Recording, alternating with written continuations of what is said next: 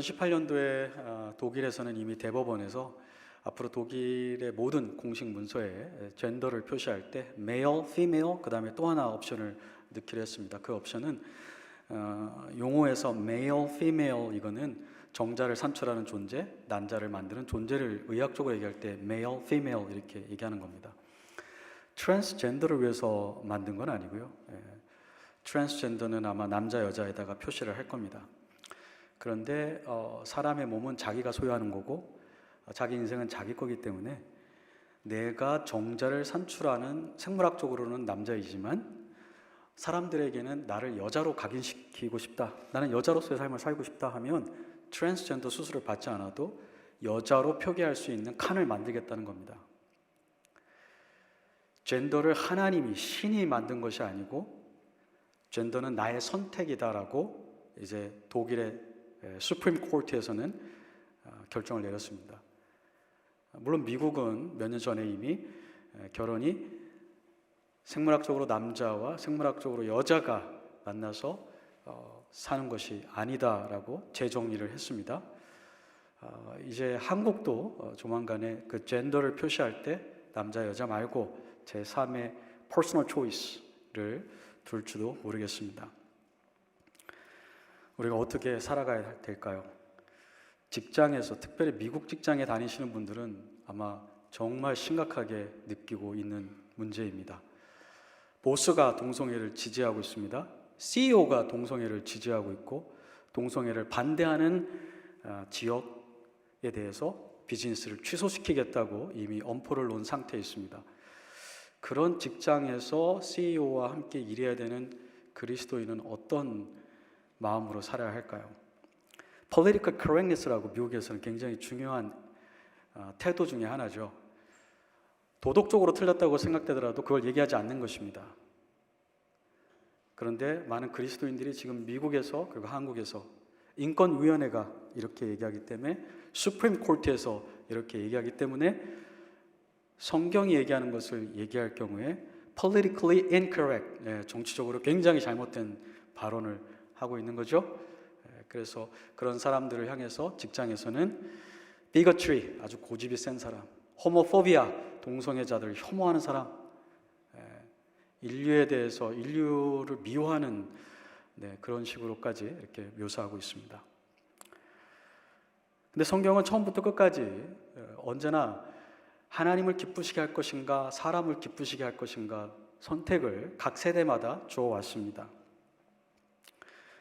우리가 좀 이따가 순서를 좀 바꿔서 보겠지만 사무엘상 2장 30절에도 보면요, 나를 존중히 여기는 자를 내가 존중히 여기고 나를 멸시하는 자를 내가 경멸하리라. 하나님은 그렇게 얘기하셨어요. 선택을 우리에게 요구하세요.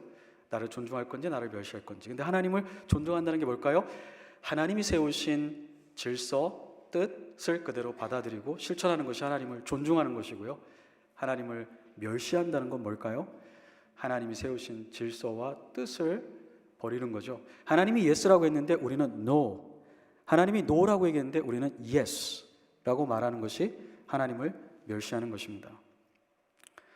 신약에도 마찬가지더라고요. 신약에도 보면 사도들이 예루살렘에서 잡혀갔습니다. 종교 지도자들에게 사내들인 공회에 잡혀갔죠.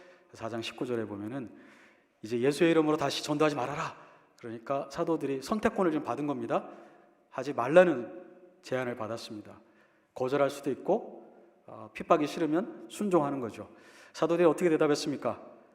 우리가 너희의 말을 듣는 것이 옳은지, 우리에게 죽은 자 가운데서 살아나신 예수 그리스도 안에 구원이 있다고 하나님이 우리에게 주신 그 사명을 말하는 것이 맞는지 너희가 판단해라. 사람의 말을 들어야 되겠느냐, 하나님의 말씀을 들어야 되겠느냐, 너희가 판단하라. 그 말은 뭐죠? 우리는 하나님의 말씀을 듣겠다. 너희가 우리를 또 잡아갈 수 있고 또 때릴 수도 있고 감옥에 넣을 수도 있지만 분명히 알아야 됩니다. 우리는 당신들의 말이 아니라 누구의 말을요?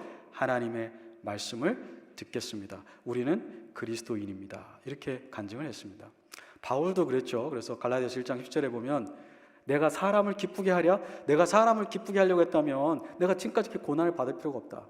유대인들의 비유에 맞춰가지고 율법을 지키면 구원받는다. 그리고 꼭 예수 안 믿어도 된다. 그리고 사람은 죽어도 심판받지 않는다. 이렇게 얘기했다면 내가 핍박받을 필요가 없다. 그러나 내가 핍박받는 것은 하나님을 기쁘시게 하려다 보니까 이렇게 핍박을 받게 되었다. 바울의 헌신은 무엇이죠? 핍박을 또 계속 받겠지만 나는 하나님을 기쁘시게 하는 사람이 되겠다. 내가 사람을 기쁘게 한다면 그리스도의 종이 아니니라. 21세기에 우리 그리스도인들은 어떻게 살아야 될까요? 하나님과 세상은 선택을 우리에게 요구하고 있습니다. 나를 존중히 여기는 자를 내가 존중히 여길 것이고 나를 멸시하는 자를 내가 경멸할 것이다. 너희가 판단하라. 너희의 말을 듣는 것이 옳으냐? 하나님의 말을 듣는 것이 옳으냐? 내가 사람을 기쁘게 하랴? 하나님을 기쁘게 하랴? 선택은 여러분과 저에게 주어졌습니다. 저는 우리 하늘교회 모든 성도님들이 사무엘과 같이, 사도들과 같이, 바울과 같이 하나님을 선택하시기를 바랍니다. 창세기 1장 1절을 한번 띄워주십시오. 보지 않더라도 우리가 다 잘 아는 말씀인데, 태초에 하나님이 천지를 창조하시니라. 아무것도 존재하지 않았습니다. 오직 한 분 하나님만, 하나님들도 아니고 하나님만 홀로 계셨고 그 하나님이 모든 걸 지으셨습니다. 지으실 때 목적과 기능과 방향에 대해서 확정하셨습니다. 하나님이 어떤 존재에 대해서 목적과 기능과 방향을 정하실 때 상의하지 않으셨습니다. 동선아, 너는 남자가 좋겠니? 여자가 좋겠니? 너는 한국이 좋겠니? 미국이 좋겠니? 출생지로. 너는 어떤 잡을 가지고 살면 좋겠니? 하나님 상의하지 않으셨습니다. 상의할 필요가 없으십니다. 왜냐하면 무엇이든지 하나님이 결정하는 것이 가장 바르고 가장 선하고 가장 복된 것이기 때문에 하나님 우리에게 상의하지 않으십니다. 하나님 창조하셨을 때 하나님의 완전한 지혜 가운데 가장 아름다운 것을 우리에게 주셨습니다. 차선이 아니라 가장 선한 완전한 선을 주셨습니다. 따라서 하나님이 우리를 위해서 결정하신 것을 거절한다는 것은 악한 것을 선택하는 것이 되는 것입니다. 교회는 신앙 고백 공동체입니다. 교회를 여러분들 어떻게 오셨는지 모르지만 설교가 좋아서, 찬양 스타일이 좋아서, 친구가 좋아서 그것도 영향이 될 수는 있겠습니다. 그러나 성경에서는 교회를 기본적으로 신앙 고백 공동체라고 얘기하고 있습니다. 예수님이 베드로에게 너의 신앙 고백 위에 내가 교회를 세울 것이다. 베드로와 같은 신앙 고백이 있어야 합니다. 에베소서 4장 5절에는 바울이 교회의 통일성을 얘기하면서 one faith, 하나의 믿음을 가진 교회라고 얘기하고 있습니다. 믿는 바가 같아야 됩니다. 삼위일체 하나님에 대해서 다 같이 믿어야 됩니다. 이신칭의 믿음으로만 의롭게 된다. 다 같이 믿어야 됩니다. 영원한 지옥과 천국이 있다. 다 같이 믿어야 됩니다. 여기에 어떤 의심이 있어서는 안 됩니다. 어떤 의견의 불일치가 있어서는 안 됩니다. 그래서 디모데전서 3장 16절에서는 바울이 크도다 경건의 비밀이요 그렇지 않다 하느니 없도다 이렇게 얘기했죠. 근데 영어 성경에 보면 NIV는 beyond question 이렇게 돼 있어요. without question, 의심의 여지 없이. 다른 영어 성경들에는 most certainly, 가장 확실하게 우리가 얘기할 수 있는 건 이겁니다 이런 뜻이거든요. 근데 원래 문자적으로 번역하면 ESV 성경은 we confess 이렇게 돼 있어요. NASB는 by common confession, 즉 다시 말하면요, 바울은 에베소 목회하고 있던 디모데에게 서신을 보내면서 교회가 교회로 존재하게 하는 것은 바로 공동의 신앙 고백, 그런데 이 공동의 신앙 고백은 의심의 여지 없이 다 받아들이고 아멘해야 되는 그런 신앙 고백이 있고 그 신앙 고백 위에서 교회가 세워진다고 얘기하고 있습니다. 고대에는 사도신경이나 니케아 신조나 삼위일체 하나님에 대한 신앙 고백을 의심의 여지 없이 다 동의하고 고백해야만 교인이 될 수 있었습니다. 그러나 21세기에는 새로운 도전에 직면해 있습니다. 수천 년 전에는 동성애 문제가 교회를 위협한 적이 없습니다. 논의한 적도 별로 없습니다. 그러나 오늘날에는 새로운 도전에 직면했기 때문에 우리의 교회됨을, 신약 성경적인 교회됨을 지키기 위해서는 성과 결혼에 대한 의심의 여지 없이 모든 교인이 말씀에 근거해서 선언할 수 있는 신앙 고백이 무엇인지 우리가 알아야 된다는 것입니다. 그리고 그것을 우리가 고백해야만 교회가 될 수 있는 것입니다. 그러면 우리가 고백해야 되는 신앙 고백, 사랑과 성과 결혼은 무엇일까요? 네, 그냥 사랑은 뭐 여러 가지 형태가 있기 때문에 제가 커플로서의 사랑이라고 이렇게 얘기해 주었습니다. 성경에 보면 동성 간에도 정말 이렇게 애틋하게 아끼고 했던 우정이 있죠. 다윗과 요나단의 경우가 바로 그렇습니다. 그렇지만 그것을 우리가 커플로 부르진 않습니다. 연애 감정, 네, 저는 그거를 지금 커플에다가 이렇게 연결시켰습니다. 오늘 읽은 창세기 2장 21절, 24절에 이 세 가지에 대한 원칙, 하나님이 정하신 뜻, 하나님의 완전한 계획이 여기에 있습니다. 아담이 하와를 만났을 때 어떤 커플로서의 어떤 애정을 느꼈을까? 여기 본문에는 뭐 분명하게 나와 있지는 않지만요. 23절에 보면요, 아담이 이르되 이렇게 이는 내 뼈 중에 뼈요 살 중에 살이다 이렇게 얘기했는데요. 그냥 영어는 said, 그냥 말했다 이렇게 되어 있지만 이게 히브리 문장 구조에서는 시적인 표현이거든요. 그래서 그 외칠 때 하는 겁니다. 뭔가 큰 거를 발견했을 때 와 이렇게 눈도 커지고 막 자기가 의도하지 않은데 이렇게 나오는 거예요. 그래서 제가 한번 흉내를 내본다면 생각해봤지만 아담이 정말 그랬는지는 물어봐야 되겠어요 나중에. 근데 와 마침내 하나님이 내 뼈 중에 뼈, 살 중에 살을 주셨구나. 그 영어 성경에 this at last 이런 말이 있잖아요. 영어 성경에 그렇게 되어 있거든요. 근데 우리말에는 그냥 아담이 이르되 이는 내 뼈 중에 뼈 그랬지만 그 전에 아담이 한 말이 있어요. 원어에 this, 이것이 마침내 하나님이 나에게 주셨구나 이렇게 기뻐서 소리 지르는 거예요. 그게 원어에는 있거든요. 아담이 이름을 지었습니다. 동물들의 이름을. 근데 하나님이 동물을 왜 아담에게 이끌어 오셨죠? 그 중에서 아담에 맞는 짝이 있나 그걸 보시려는 것도 있었거든요. 근데 아담이 동물들을 보고는 한 번도 이렇게 소리쳐 지른 적이 없어요. 내 뼈 중에 뼈, 내 살 중에 살. 마침내 하나님이 나에게 이것을 주셨구나 한 적이 없어요. 근데 유독 하나님이 창조하신 여자를 만났을 때 아담이 그냥 확 이렇게 마음이 탄성이 나왔어요. 이것이 this, 이 존재가 하나님이 나를 위한 존재이구나. 할렐루야 이렇게 얘기한 것 같아요. 여기 여자라고 할 때는 woman이잖아요. 근데 woman은 플러스 man이 합쳐진 겁니다. 하나님이 여자를 남자와 동일하게 창조하셨어요. 어떤 면에서요?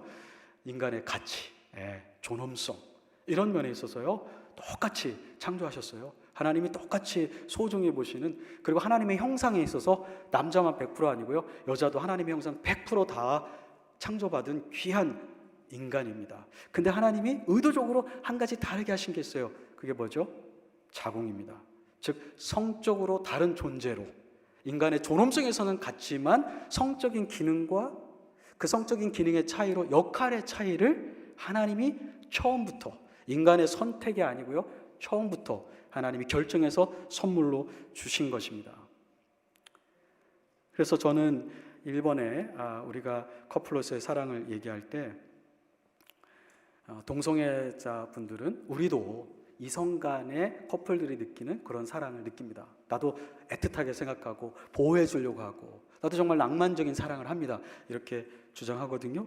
그러나 성경은 아담이 동물들이나 또는 하나님이 아담을 위해서 다른 남자를 만들지 않으셨고요 아담을 위해서 만든 유일한 존재는 여자입니다. 남자가 아니고요. 그리고 아담이 유일하게 탄성을 지르고 감탄하고 애정을 느끼게 된 것은 여자입니다.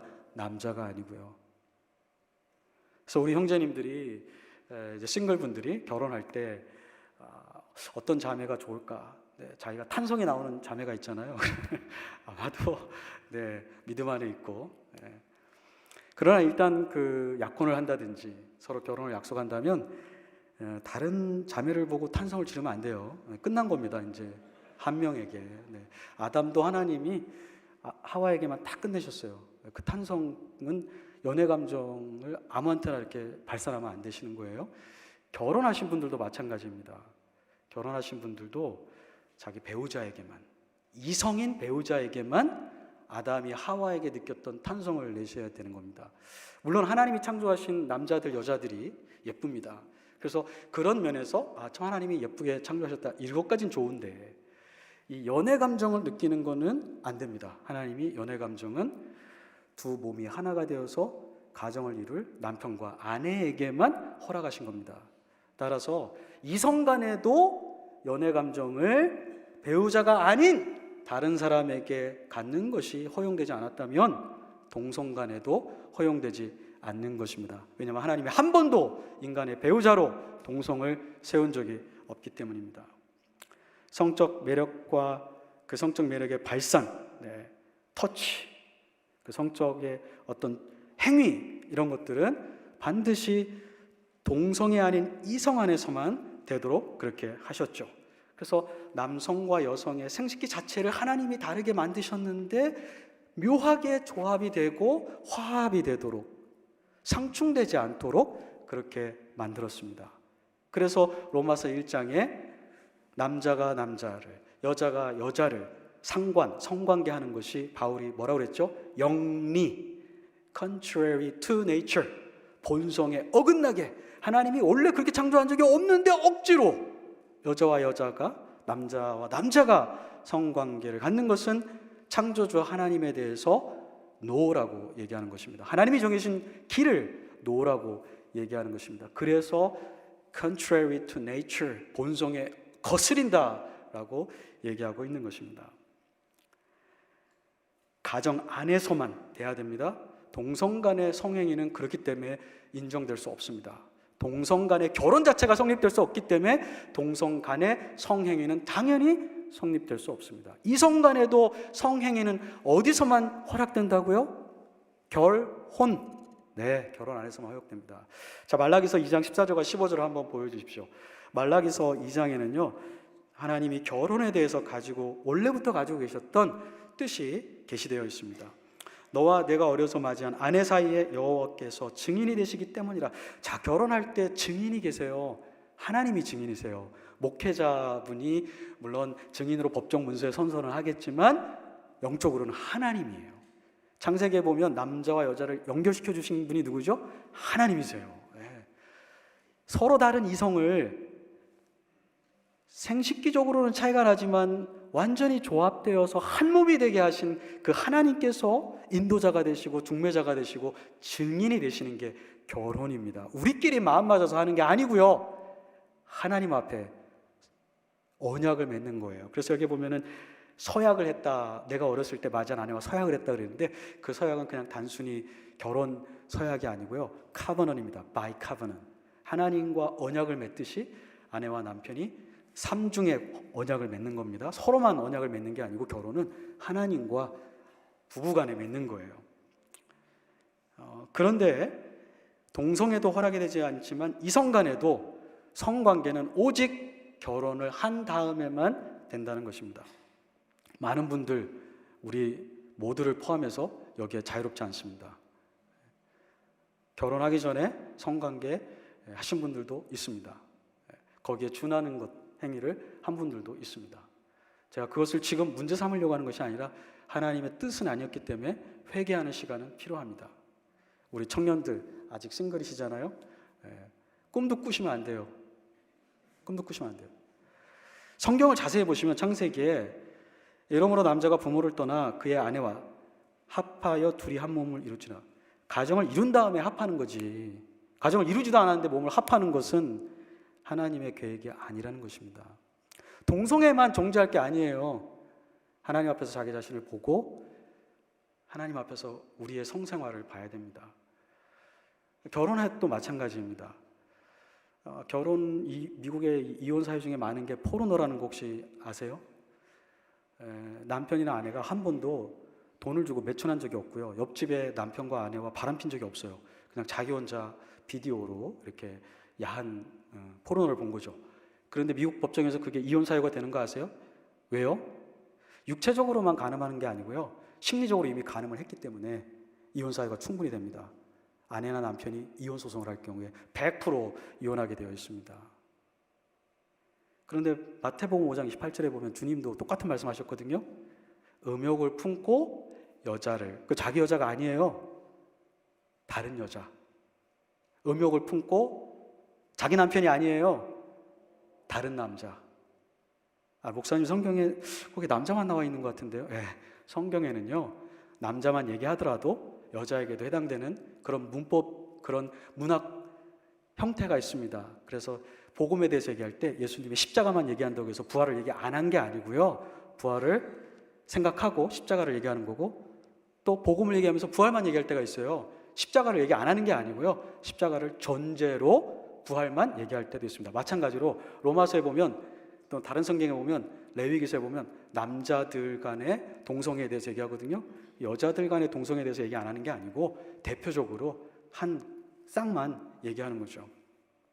어쨌든 우리가 부부로서 남편이 아닌, 아내가 아닌 다른 존재에 대해서 연애 감정을 가지고 성적인 욕망과 상상을 하는 것도 동성애와 죄의 형태는 다르지만 죄예요, 죄. 그러니까 우리 교회가 동성애에 대해서 성경적 입장을 배워야 되지만, 그렇다고 해서 우리는 무슨 죄가 하나도 없는 사람들인 것처럼, 오직 동성애하는 사람들만 무슨 괴물인 것처럼 보게 되면 하나님 기뻐하지 않으시는 거죠.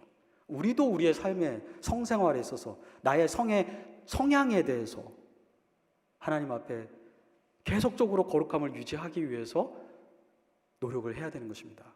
그럴 때 우리는 동성애에 빠져있는 사람들을 또 의의 길로, 복음의 길로 인도할 수 있게 되는 것입니다. 자, 우리가 이제 보았습니다. 성경에서 말하는 의심의 여지 없이 다 동의해서 고백해야 되는 게 뭐라고요? 커플로서 느끼는 감정은 오직 배우자에게만, 그 이성인 배우자에게만, 결혼을 싱글의 입장에서는 전제로 할 경우 이미 결혼한 분들은 결혼 안에서만 느끼셔야 됩니다. 연애 감정을 부부도 느끼나요? 느끼셔야 됩니다. 느끼도록 노력을 하셔야 되고요. 네. 성적인 표현, 아무한테나 성적인 표현 하시면 안 됩니다. 우리 교회는 그렇지는 않지만 가끔 가다 보면 제가 어떤 교회에 이렇게 가고 집회하고 이러다 보면은 교인들 간에 성적인 농담을 하시는데, 성경은요 성적인 표현은 배우자에게만. 네. 그래서 성경에 다른 여자를 만지지 말라는 표현이 있는데, 그 표현은 문자 그대로 터치하면 터치 자체가 죄다, 그런 말은 아니고요, 성적인 욕망을 가지고 그렇게 내 아내가 아닌 다른 여자를 만지지 말라는 거예요. 성경은 만지지도 말라고 얘기하고 있어요. 네. 성적인 표현, 성적인 언어를 쓰지 마십시오. 배우자가 아닌 이상 절대, 농담은 더군다나 배우자라도 함부로 해서는 안 되겠죠. 그리고 결혼은 이성 간에만 해야 됩니다. 근데 그 목적이 있어요. 이성 간에 해야 되는 목적은 하나님이 우리에게 창세기 1장 읽지는 않았지만 27절 28절에 보면 남성과 여성을 만들어서 생육하고 번성하라 이렇게 하셨거든요. 동성 간에는 생육하고 번성할 수 없습니다. 말라기서 2장 15절에는 하나님이 남자와 여자가 결혼한 게 무엇을 위해서라고요? 경건한 자손을 얻기 위함이라. 근데 동성 간에 어떻게 경건한 자손, 일도 나올 수 없습니다. 하나님의 창조 의도와 완전히 반대되는 것입니다. 남자와 여자가 서로 다른 성적인 구조와 기능을 한다는 것은 후손을 산출하기 위한 것만은 아닙니다.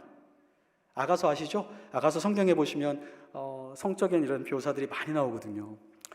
다 큰 자식하고 같이 읽기는 좀 민망스러운 표현들도 많이 있습니다. 개역개정은 좀 덜하지만 조금 더 문자적으로 번역한 현대 번역들은 참 이게 쉽지 않아요. 어떤 표현들은. 그런데 아가서가 성경이거든요. 하나님에 대한 말씀이고 하나님이 계시거든요. 뭐 하나님이 부부간에 성생활할 때 이렇게 하라고 지침서를 준 건 아니잖아요. 아가서가 부부 성생활 지침서는 아니에요. 그런데 왜 부부의 성생활에 대해서 그렇게 실질적으로 묘사했을까요? 성경을 읽었던 2000년 동안의 교회의 신학자들은 다 동의하는 겁니다.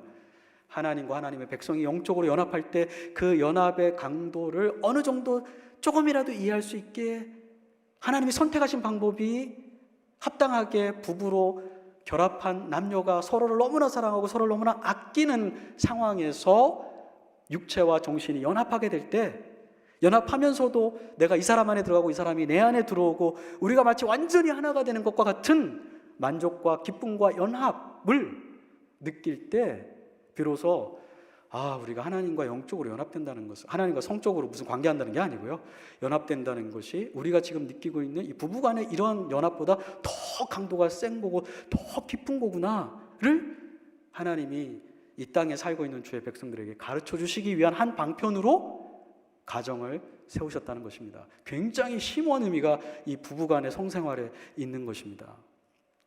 에베소서 5장에는 그리스도와 교회 연합, 보이지 않는 그리스도, 그분과 이 보이는 조직, 이 단체인 이 펠로우십인 교회가 어떻게 연합되는 건지 그거 참 이해하기가 쉽지 않거든요. 그런데 아내와 남편의 연합으로 설명하고 있습니다. 그래서 하나님이 이렇게 남자와 여자를 서로 다른 구조로, 그렇지만 합쳐질 때는 어떠한 갈등과 어떠한 충돌도 없이 너무나 자연스럽게 합쳐져서 하나가 되게 하신 것은 하나님과 우리의 연합, 교회와 그리스도의 연합을, 다른 두 존재이지만 마치 하나가 되는 것처럼 그런 걸 경험하도록 가정을 만드셨는데, 동성애와 동성애 결혼은 이러한 하나님의 의도를 처음부터 부정하는 것입니다. 여기에 대해서 이제 우리 하늘의 교회는 다 함께 common confession, 우리가 다 동의하셔서 고백해야 되는 것입니다. 우리 하늘의 교회 누구 데려오시면 이제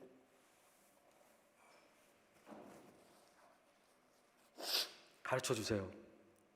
우리 오기 전에 우리 교회가 믿고 있는 연애 감정 대상이 누구고, 성의 표현 누구에게만 하는 건지, 그리고 결혼은 남편과 아내는 누구가 되는 건지, 결혼의 의미가 뭔지를 알려주세요. 하늘교회 교인이 된다는 건 이런 걸 믿고 같이 실천하는 거야 라고 친구에게 얘기해 주세요. 그 다음에 우리가 동성애자들이, 또는 성경을 믿는다고 말하는 사람 중에 동성애하는 분들도 있잖아요. 지지하는 분들도 있고. 그런 분들은 성경을 굉장히 다르게 이해합니다. 그래서 우리가 그분들이 이해하는 성경 해석을 공부하고, 그럼 우리는 어떻게 성경에 대해서 제대로 가르쳐줘야 되는지도 공부해야 되겠죠. 베드로 전서 3장 15절에 보면 베드로가 주의 백성들에게 외부에 있는 세상 사람들이 너희 마음에 있는 소망의 이유를, 왜 예수님을 믿는지, 왜 복음을 믿는지 물어본다면 너희는 온유한 심령으로 대답할 것을 준비하고 있으라, 이렇게 얘기했습니다. 따라서 우리는 동성애자들이나 동성애를 지지하는 분들이 같은 성경 텍스트를 가지고 우리에게 왜 우리는 그렇게 믿지 않고 실천하지 않느냐고 묻는다면 하늘의 교회는 교회로서 대답할 것이 있어야 할 것입니다. 그렇죠? 단체적으로 또 개인적으로. 자, 그분들이 질문하는 것들은 이런 것입니다. 동성애에 대한 하나님의 심판에 대해서 우리가 근본적으로 다른 생각을 가지고 계신데요. 동성애에 대한 하나님의 심판, 성경을 보는 게 제일 좋겠죠. 창세기 19장을 한번 보여주시겠습니까? 제가 세 번역을 여러분들에게 보냈는데 세 번역이 다 맞다는 건 아니고요. 세 번역이 이 부분에 있어서는 더 명확하게 표현한 것이 있기 때문입니다. 19장 4절 9절에 보면 4절에 이제 소돔에 있는 사람들이 몰려왔는데 젊은이나 노인할 것 없이 모든 남자가 몰려와서, 여기에 모든 남자를 주목하십시오. 우리 개역개정 성경에는 그냥 도시의 사람들이라고 번역되어 있는데 여자들이 오지 않았어요. 남자들만 왔습니다. 젊은이와 노인, 남자라면 다 왔어요.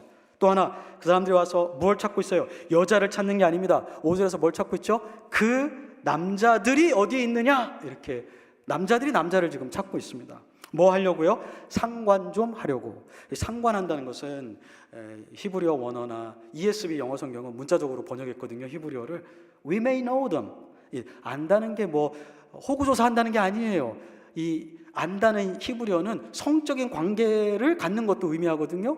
근데 우리 이 본문에서는 지금 호구조사가 아니라 성적인 관계를 갖는다는 걸 어떻게 알 수 있냐면 8절에 보면 이것 보게 나에게 남자를 알지 못하는 두 딸이 있네.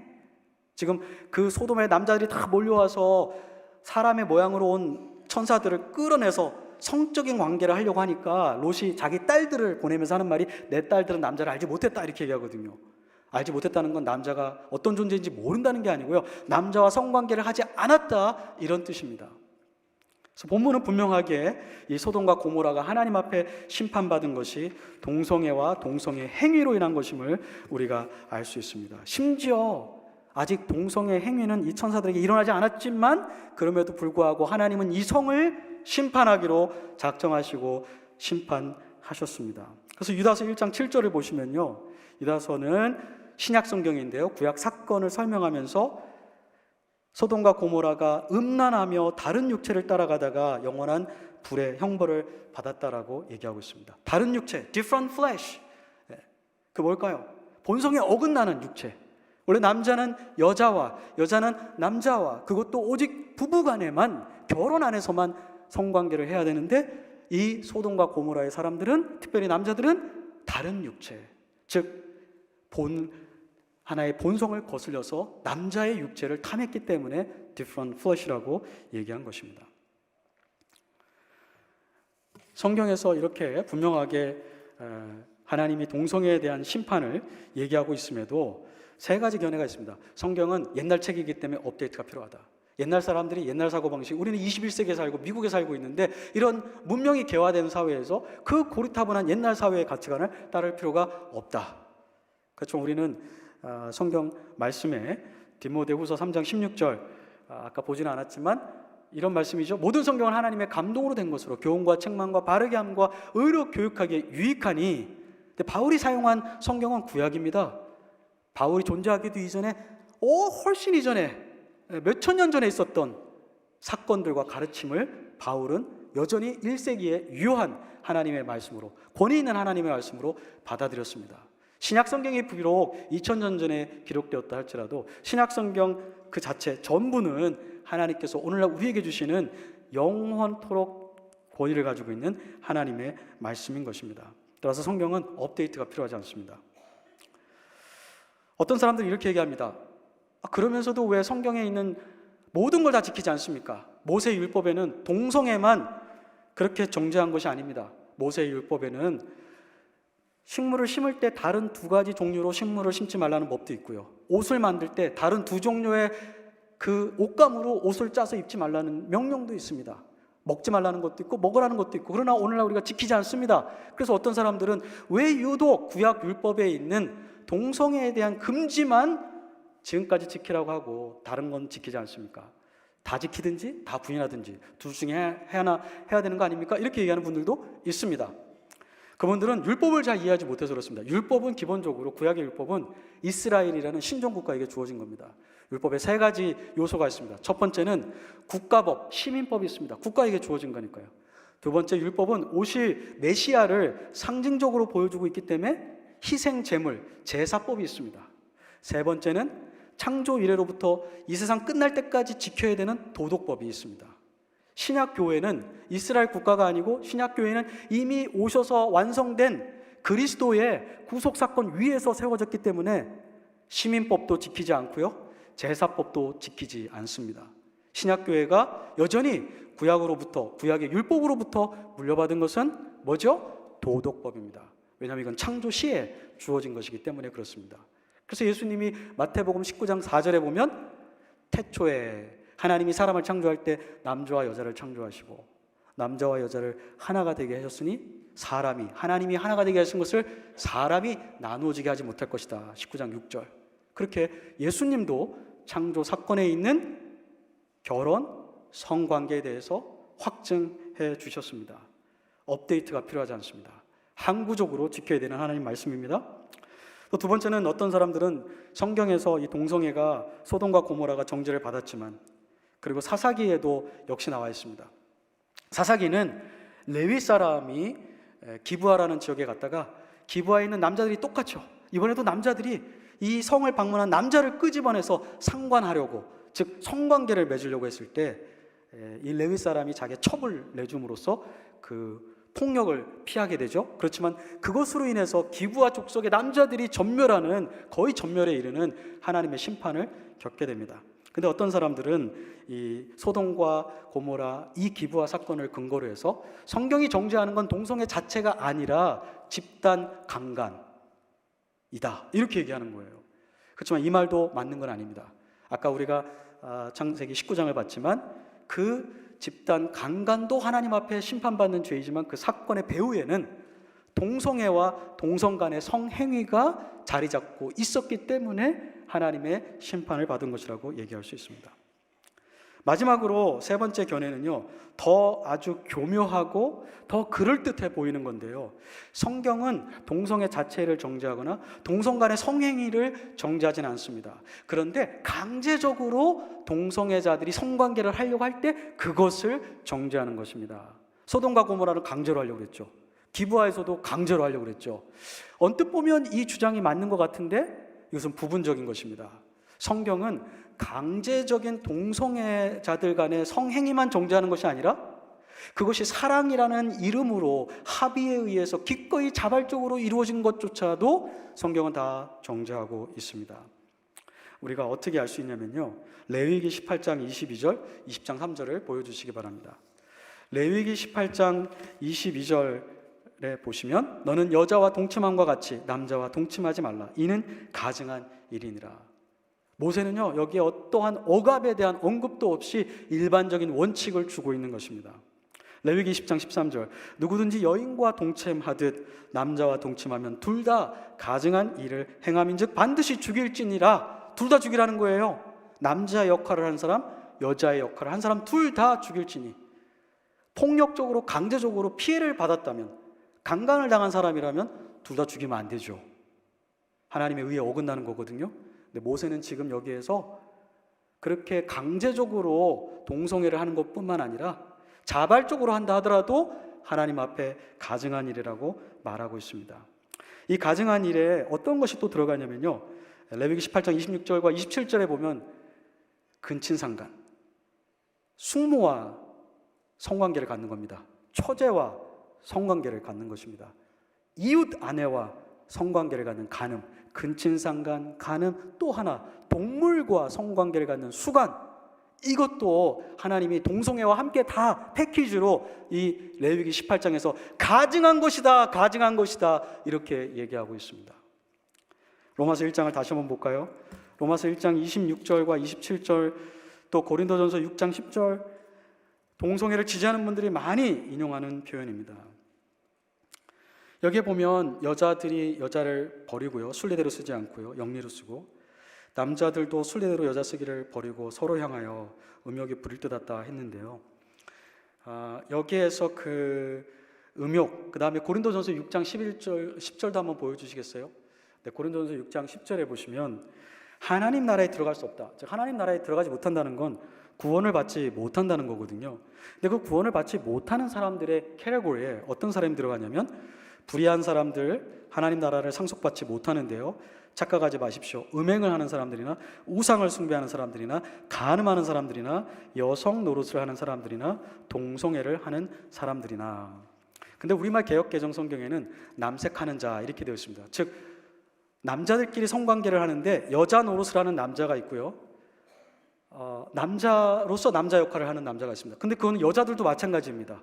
여자로서 남자 역할을 하는 사람이 있고 여자로서 여자 역할을 하는 사람이 있는데 성경은 두 가지를 다 하나님 나라를 얻을 수 없다고 분명히 얘기하고 있습니다. 그런데 문제는 1세기에 바울이 이 로마서와 고린도전서를 쓸 때에 어떤 일이 있었냐면요, 그리스 로마 사람들, 특히 남자들 중에 귀족들, 황제, 군인들, 돈 많은 자유민들, 이런 사람들이 자기의 지위와 권한과 남자됨의 어떤 그 남성성을 나타내기 위해서 남자들과 성관계를 했어요. 저녁에는 자기 와이프하고 하고 또 낮에나 또 다른 시간에는 집에 있는 노예들과 성관계를 가졌습니다. 남자 대 남자로. 그리고 길거리에서 돈을 주고 가난한 남자 아이들과 성관계를 했습니다.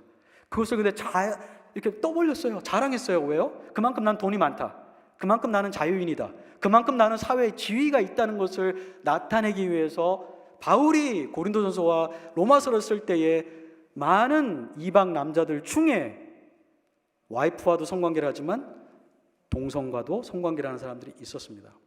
그래서 동성애를 지지하는 사람들은 바울이 지금 금지하고 있는 것은 이렇게 강압적으로, 위압적으로 착취하는 방법으로 동성 간의 성행위를 하는 걸 금지시킨 거지, 동성애나 동성 간의 성행위, 사랑에 근거한 성행위 자체를 금지한 게 아니다, 이렇게 항변하는 것입니다. 그러나 그것이 틀린 이유는 고린도전서 6장 10절에 읽었던 동성애하는 사람들 또는 남색하는 사람들이라는 헬라어는 레위기에서 왔어요. 레위기 18장, 레위기 20장, 우리가 아까 읽었던 구절입니다.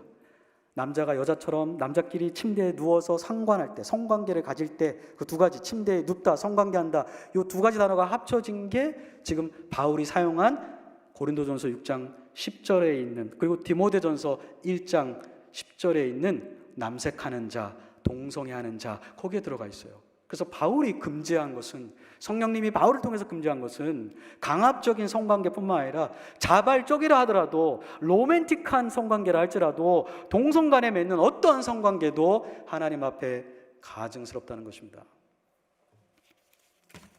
우리가 또 질문해야 되는 것은 이것입니다. 세 번째는 더 심각한 문제인데요, 소위 복음주의 크리스찬이라고 하면서 자기는 동성애 성관계를 하진 않지만 자기 안에 동성애적인 성향이 있다, 이런 것을 대놓고 얘기하시는 분들이 있습니다. 그리고 자기는 이성보다는 동성애에 대한 연애 감정이 있다, 그리고 그것을 숨기지 않고 이렇게 유지하는 분들이 있습니다. 그러면서 동성애 성관계를 하지 않는 이상 나는 정상적인 그리스도인이다, 이렇게 주장을 합니다.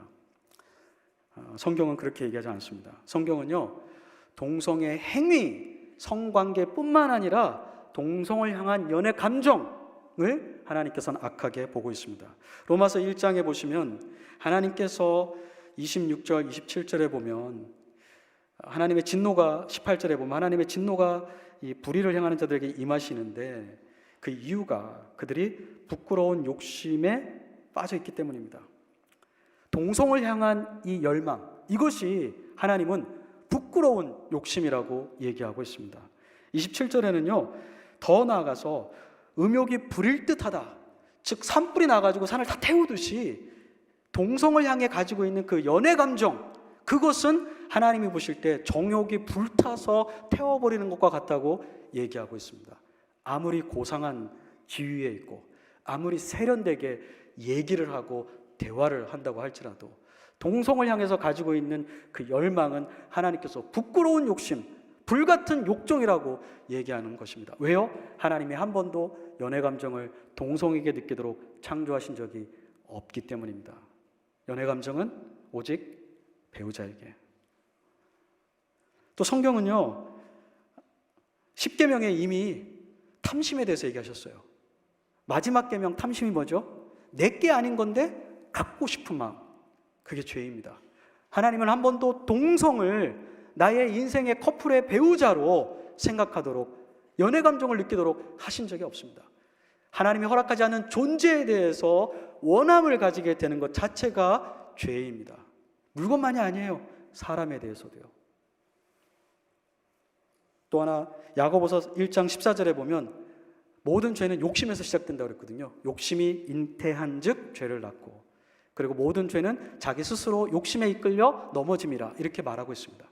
근데 그때 14절에 쓰고 있는 15절에 들어가는 그 욕심에 끌려 넘어진다 할 때 그 헬라어는 사실 두 단어인데요, 미끼, 트랩, 이렇게 hook, 그 다음에 trap입니다. 뭐냐면 하나님이 허락하지 않은 것에 대한 욕망을 가지면 그 욕망이 저를 죄된 행위로 이끄는 미끼의 역할을 하고 함정의 덫의 역할을 한다는 것입니다. 그래서 결국은 죄의 행위가 나타나는 거죠. 간음은 성적인 교합에서 시작되는 게 아닙니다. 간음은 어디서 시작하죠? 마태복음 5장 28절, 마음에서 이미 시작합니다. 그게 간음이에요. 동성을 향해서, 하나님이 허락하지 않은 대상을 향해서 마음을 품는 것 자체가 이미 간음의 시작입니다. 행위로 옮겨지진 않았지만, 행위만큼 심각한 죄는 아니지만 그 마음도 하나님 앞에 회개해야 되는 마음인 것입니다. 근데 또 이렇게 얘기하세요. 내가 그런 마음을 갖는 것은 내가 그렇게 태어났기 때문입니다. 나는 타고나기를 그런 성향을 가지고 태어났는데, 아니 나보고 어떻게 하라는 겁니까? 나는 동성애자들과 같이 이렇게 사귀는 게 내추럴한 겁니다. contrary to nature가 아니고요, 내추럴한 겁니다. 나는 원래 그렇게 태어났으니까요. 이런 얘기 많이 들어보셨죠? 우리 아이들도 그렇게 얘기 많이 하거든요. 학교에서 그렇게 가르쳤으니까요. 저희가 수련회를 하고 있는 동안 미국에서는 큰 이변이 있었습니다. 혹시 미국 신문을 이렇게 주의 깊게 보시는 분들은 아셨겠지만 한번 보여주시겠어요? 사이언스지하고 네이처라는 미국의 유명한 과학 잡지가 있거든요. 거기 두 군데만 그런 건 아니고요, 미국 전체에 발표된 겁니다. 그동안 47만 명, half million에 해당하는 미국과 영국의 성인 남성을 대상으로 이렇게 오랫동안 많은 사람을 조사한 적이 없어요. 정말 유전적인 요소가 있는가, 동성애의 유전자가 있는가를 조사했는데요, 8월 28일 날 나온 결과는 이렇습니다. 거기 뭐라고 되어 있습니까? 네, 영어 굳이 안 읽으셔도 돼요. 제가 해석해 드릴게요. 어떠한 동성애자의 유전자도 없다. 어떤 싱글 진 없습니다. 그 소제목이 있는데 아마 잘 보이시나 모르겠어요. 그 소제목에는요, 동성애자를 만드는 유일한 유전자는 없는데요, 동성애자들을 이렇게 조사해 봤더니 동성애자들에게 나타나는 5개의 유전자 조합이 있다는 것은 알았습니다. 그런데 또 더 중요한 건 이 5개의 유전자 조합이 있어도 반드시 동성애자가 안 된다는 것입니다. 그래서 그 다음에 보면은 다음 제목을 한번 보여주시겠어요? 네, 다음 제목 있죠. There is no single gay gene exist. 근데 컴비네이션이 있는데 그것만 가지고는 안 되고 환경적인 요인은 부모의 교육, 자기의 어떤 성 경험, 이런 것들을 통해서, 근데 더 중요한 건 마지막입니다. choice. 선택하는 거예요. 선택. 내가 그렇게 타고나서가 아니고요, 그런 유전적인 요소가 있다 하더라도 최종적으로 동성애자가 되는 것은 나의 선택, 승인, 용납, 원함이 없이는 절대 안 된다는 것입니다. 아담과 하와가 타락했을 때 하나님이 누구 먼저 찾아오셨죠? 아담. 네. 마귀를 먼저 찾아가지 않으셨어요. 마귀가 유혹했지만 아담과 하와의 죄는 자기에게 있는 겁니다. 본인에게. 마귀의 유혹을 받아들인 거거든요. 설령 제가 100번 양보해서 과학적으로 앞으로 뭐 DNA가 있었다 이런 발견이 된다면 어떻게 할까요? 제 설교를 취소해야 될까요? 취소하지 않으려고 합니다. 왜 그럴까요? 우리는요, 죄의 뿌리를 다 가지고 태어납니다. 로마서 5장. 모든 사람은 아담으로부터 태어나면서 아담 안에서 다 죽은 상태, 영적으로. 에베소서 2장 1절.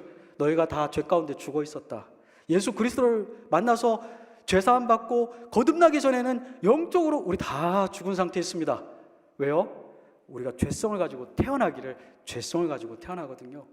이 원죄는 우리의 선택, 우리의 기호, 우리의 관점, 모든 부분에 영향을 미쳐서 타락시키기 때문에 동성애적인 성향도 바로 그러한 원죄의 측면으로도 볼 수가 있습니다. 그런데 제가 원죄를 가지고 태어났다고 해서 간음을 한다면 여러분들이 그걸 어떻게 생각하시겠어요? 당신은 원래 그런 죄가 있으니까, 원죄가 있으니까 그럴 수밖에 없다, 이렇게 얘기하시겠어요? 그럴 수 없습니다. 자기가 행한 것에 대한 심판은 자기가 받게 되었습니다. 그래서 마태복음 16장 27절, 고린도서 5장 10절, 요한계시록 20장 12절 13절 한번 보여주십시오. 성경은 분명하게 심판의 원칙을 정하셨습니다. 심판이라는 건 도덕적인 책임을 묻는 것입니다. 우리가 아담에게서 원죄를 받았기 때문에 심판받는 사람은 없습니다. 그러나 그 받은 것을 가지고 내가 어떤 선택을 했냐에 대해서는 다 심판을 받는데요, 예수님도 이렇게 얘기하셨어요. 각 사람이 행한 대로 갚으리라. 내가 이 땅에 다시 와서 재림할 때 심판을 행할 건데 각 사람이 행한 대로, 유전자를 받아서가 아니고요, 그것에 동의해서 행한 대로. 바울은 이렇게 얘기합니다. 각각 선악간에 그 몸으로 행한 것을 따라 받으려 함이라. 어떻게 해요? 그 몸에 행한 대로. 계시록 20장, 자기 행위대로 심판을 받고, 자기가 아담에게 물려받은 대로가 아니고요, 어떻게 해요? 자기의 행위대로. 알코올 중독자의 자녀가 알코올 중독자가 될 수 있는 확률은 4배가 높다고 합니다. 그렇지만 어떤 사람이 알코올 중독자가 되어서 우리 아버지가 그렇게 했기 때문에 나도 어쩔 수 없다라고 말하는 것은, 예수님은 뭐라고 하신다고요? 행위대로 심판하신다는 것입니다. 집안을 막 부수고, 애들을 때리고, 집안에 있는 거 다 갖다 팔고 술 사 먹으면서 내 아버지가 이렇게 했기 때문에, 나는 이렇게 태어났기 때문에 어쩔 수가 없다, 이렇게 말한다면 당연히 안 되는 것입니다. 분노도, 이 분노 유전자가 있다는 거 여러분 들어보셨어요? 있습니다. 그 심리학자이신데 캐롤 리 스탠슨이라는 심리학자가 유전도 DNA상 분노를 쉽게, 분노 조절이 안 되는 부모에게서 분노 조절이 안 되는 자녀들이 훨씬 더 많이 나온다고 합니다. 근데 그분이 이런 말씀하셨어요. 분노의 유전적 요소를 지닌 것과 그 분노의 요소를 표출하는 것은 완전히 별개의 문제입니다. 부모에게서 DNA상 분노 조절이 잘 안 되는 DNA를 받을 수 있어요. 저만 그런 건 아니잖아요. 우리 많은 남자분들이 아내들한테 듣는 말이 뭐예요? 당신 꼭 당신 아버지처럼 화낸다. 굉장히 듣기에는 기분 나쁜데 그럴 때가 저도 그래도 그 사실이에요. 이게 보면은 또. 근데 그거를 익스큐즈 할 수 없다는 거예요. 여보, 내가 그럼 우리 아버지 닮지? 내가 우리 아버지처럼 화 버럭 내는 거 당연한 거야. 안 된다는 거예요. 버럭하는 DNA는 받았지만 버럭하는 순간 죄를 범하는 거예요. 왜냐하면 제가 선택하는 거거든요. 제가 하고 싶어요. 버럭하고 싶은 마음이 있거든요. 이미 과학적으로는 유전적인 없다고 근거가 나왔습니다. 그러나 설령 그게 그렇다 했더라도 성경은 그것을 무죄로 보지 않고 도덕적인 선택으로 보고 있다는 것입니다. 게이 크리스찬이 가능한가? 이게 정말 큰 문제죠. 다음 주에는 다음에 설교할 때는 교회가 이 동성애자들을 어떻게 할 것인가? 동성애자가 교회에 왔을 때 멤버십을 줘야 되는 걸까? 우리 교회 안에서 누군가가 커밍아웃을 할 때는 어떻게 해야 될까? 동성애자들에게는 어떻게 복음을 전해야 될까? 사랑한다는 것이 용납하는 것일까? 사랑한다는 것이 함께 해야 되는 것일까? 어떻게 그들에게 사랑으로 접근하면서도 복음을 가감 없이 타협 없이 전해야 될까? 이런 것들을 제가 고민하려고 하거든요. 그래서 여러분들이 그런 고민이 있으시면 저한테 이메일로 보내주시면 제가 같이 나누도록 그렇게 하겠습니다. 어쨌든 건 다음 주의 주제인데 오늘 다루고자 하는 건 게이 그리스도인이 가능한가? 가능하지 않습니다. 요한일서 1장 9절 보여주십시오. 요한일서 1장 9절은 그리스도인의 특징을 요한이 보여주고 있습니다. 그리스도인은요, 죄를 안 짓는 사람이 아닙니다. 죄를 안 지으려고 투쟁적으로 노력하는 사람이지만 죄를 지을 수 있습니다. 그래서 그리스도에게 요구되는 것은 계속적인 회개의 삶입니다. 여기 현재 시제거든요. 만일 우리가 우리 죄를 자백하면, 계속적으로 우리가 죄를 자백하는 거예요. 말씀에 비추어서 죄가 드러났을 때 형제가 이것이 죄라고 분명하게 얘기해 줄 때 그 순간 회개하려고 주님 앞에 자기를 복종하고 성령님을 의지하면서 그 죄에 대한 형태를 벗어버리고 turn away, 돌아서는 것, 이것이 그리스도인의 삶입니다. 죄를 안 짓는 게 아니고요. 그런데 요한일서 5장 18절 한번 보여주십시오. 하나님께로부터 난 자는, 거듭난 사람, 그리스도인은 다 범죄하지 아니하는 줄을 우리가 아노라. 좀 심각한 문제죠. 다 우리 지금 벌써 1장에서는 죄를 지으니까 회개하라고 그랬는데 5장에 가니까 죄를 지으면 거듭난 사람이 아니라고 얘기하는 것 같아요. 영어 성경에 보면 이렇게 되어 있습니다. Keep on sinning. 또 다른 성경에는 Keep habitually sinning. 무슨 말이냐면요, 죄인 걸 알아요. 죄라고 얘기했어요. 성경에 분명히 얘기해요. 그런데도 회개하지 않고 계속적으로 죄를 행하는 것입니다. 그리고 그것이 습관이 되었어요. 패턴이 되었어요. 그리고 그것을 부끄러워하지 않습니다. 여기는 부르지 않았지만 2부 예배 때 우리 조전사님이 부른 찬양, 그게 뭐죠? 약할 때 강함 대신에, 그걸 지으신 분이 원래 동성애자였다가 이성애자로 예수님을 만나서 바뀌었는데, 그분이 그런 고백하신다고 그러잖아요. 지금도 호모섹슈얼에 대한 어떤 텐던시가 자기 안에 있다.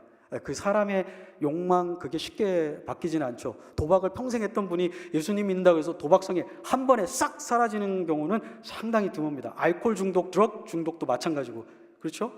남아있어요. 남아있는데 순간순간 나를 부인하고 또 그런 생각이 들지만 그걸 또 주님 앞에 고백하고 돌이키는 겁니다. 동성애적인 성향이 아예 존재하지 않고 한 번도 유혹을 안 받는 사람이 그리스도인이 아니고요.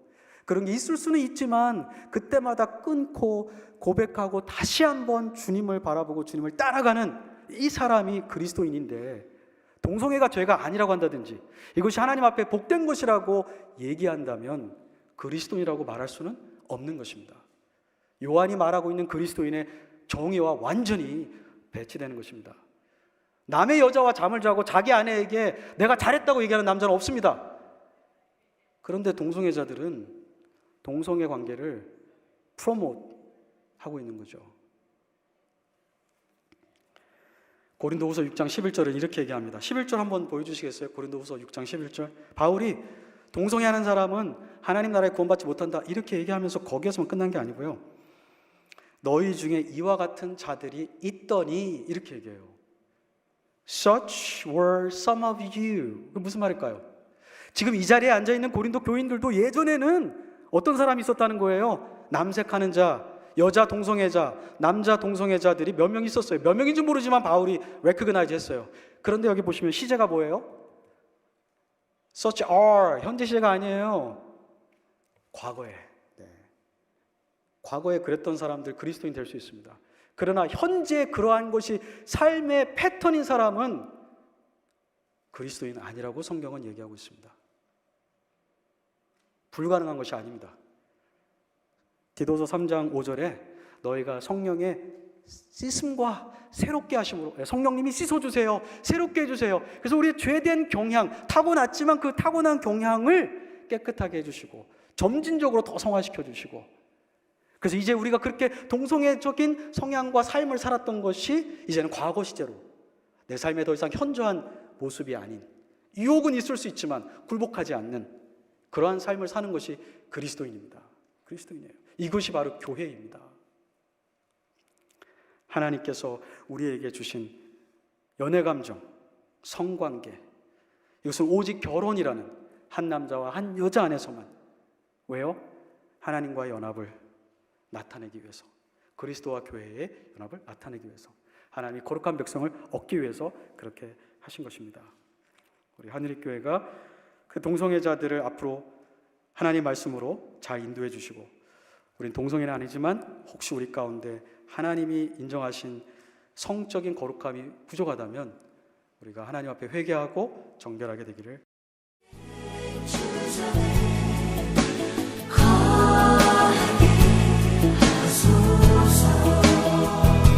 주의 아름다움을 바라보면서 내가 주님 전에서 주 찬양하리라. 주의 아름다움을 바라보면서 내가 주